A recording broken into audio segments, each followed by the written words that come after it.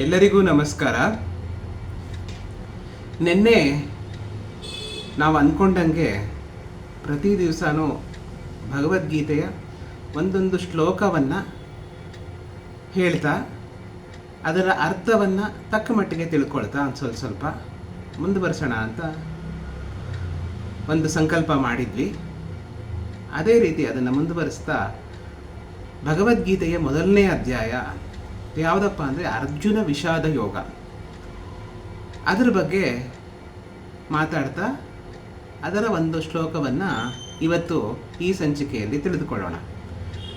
ಮೊದಲನೇ ಯೋಗನೇ ಅರ್ಜುನ ವಿಷಾದ ಯೋಗ. ಭಗವದ್ಗೀತೆಯಲ್ಲಿ ಎಲ್ಲ ಒಂದು ಅಧ್ಯಾಯಗಳು ಯೋಗ ಅಂತ ಕೊಳೆಗೊಳ್ಳುತ್ತೆ.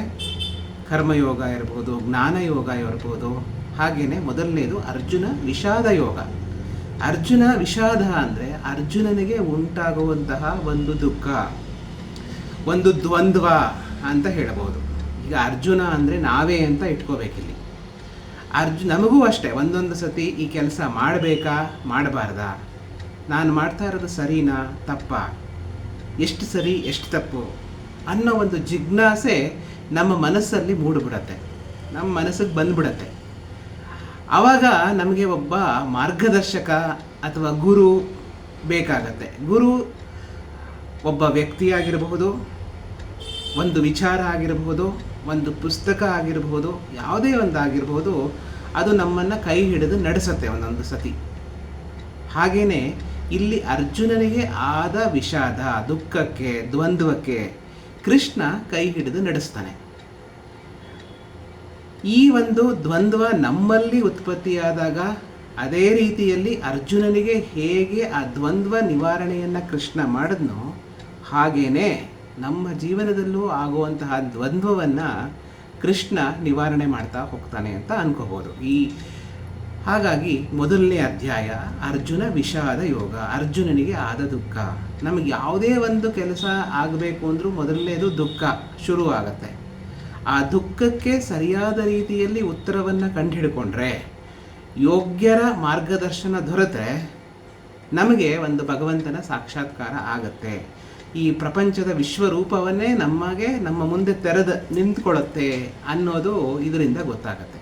ನಾವು ಹೇಳ್ತಾ ಹೋಗಬೇಕು ಅಂದರೆ, ವಾಲ್ಮೀಕಿಗೆ ಆದ ವಿಷಾದದಿಂದ ದೊಡ್ಡ ಮಹಾಕಾವ್ಯ ರಾಮಾಯಣ ಸೃಷ್ಟಿಯಾಯಿತು.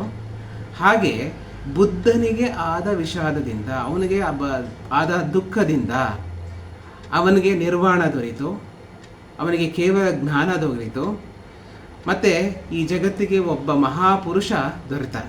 ಹಾಗೆಯೇ ಇಲ್ಲಿ ಅರ್ಜುನನಿಗೆ ಆದ ವಿಷಾದ, ಅವನಿಗೆ ದುಃಖದಿಂದ ನಮ್ಮ ಪ್ರಪಂಚಕ್ಕೆ ಒಂದು ಅತ್ಯುತ್ತಮವಾದ ಭಗವದ್ಗೀತೆ ನಮ್ಮ ಪ್ರಪಂಚಕ್ಕೆ ದೊರೀತು ಅಂತ ಹೇಳಬಹುದು.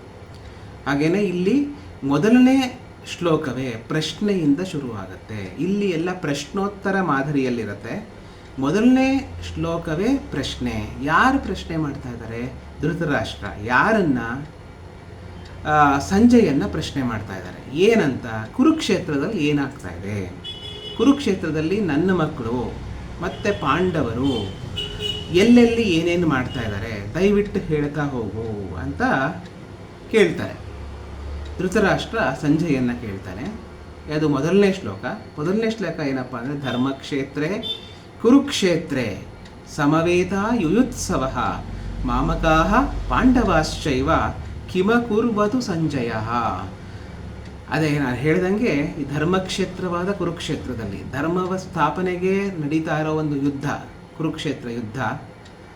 ಅದರಲ್ಲಿ ನನ್ನ ಮಕ್ಕಳು, ಮಾಮಕಾಹ ಅಂದರೆ ನನ್ನ ಮಕ್ಕಳು ಮತ್ತು ಪಾಂಡವರು ಏನು ಮಾಡ್ತಾ ಇದ್ದಾರೆ ಒಂದು ಸ್ವಲ್ಪ ಹೇಳು ಅಂತ ಹೇಳ್ತಾರೆ.